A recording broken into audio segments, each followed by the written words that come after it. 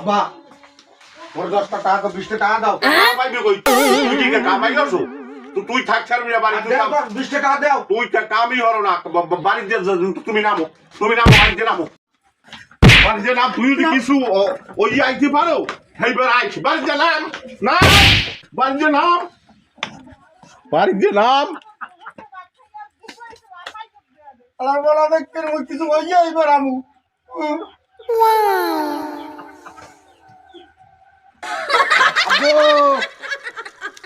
ওই কিছু হইয়া আইছি